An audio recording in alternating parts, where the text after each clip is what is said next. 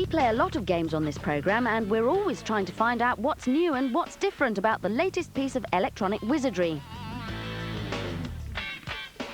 However, the problem is that virtually every game that appears belongs to a certain idea or playing style invented way back when the interactive business began, no matter what format it's on. The basics are racers, sports sims, flight sims, arcade, combat, platformers, adventure, strategy, puzzles, and the latest addition, the interactive movie. Think of anything you've ever played, and it's either one of these types or a combination of them.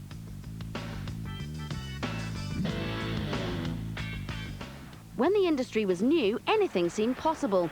Now that games are a multi-billion-dollar business, experimentation isn't so easy. We always used to just make games that we thought would be great games. Now there's a finance person somewhere at the top of a tree who signs the checkbook. You know, he's like looking around and go, oh, fighting games did well last year, we must produce a fighting game, as if they're going to continue on doing brilliantly, and they don't always. The result is one title after another, with sometimes little to differentiate between them. It's even quite common to find a recycled game that's worse than the ones that preceded it. It's hard, though, to blame publishers for wanting to repeat their successes.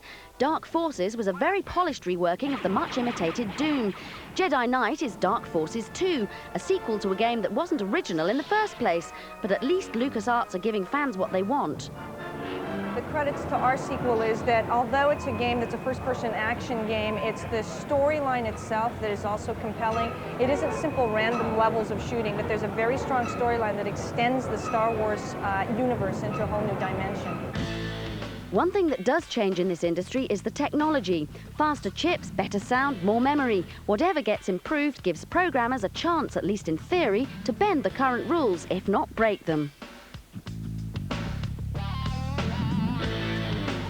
The Nintendo 64 is the biggest leap in home gaming technology for some time. Wary that a flood of unoriginal software would be written for the console, Nintendo have allowed only those skilled enough and rich enough to write for the machine. The first titles released have been highly praised, but once again the genres remain the same, only the realism has changed. I mean, definitely the industry is responding to the technology, but the technology does not drive an industry. When you lose the passion in making games, then you lose the players who want to play them. Making games is no longer about fun, it's about making money. New ideas mean taking risks. And why should they risk what they've got when we're happy to take what they're giving us?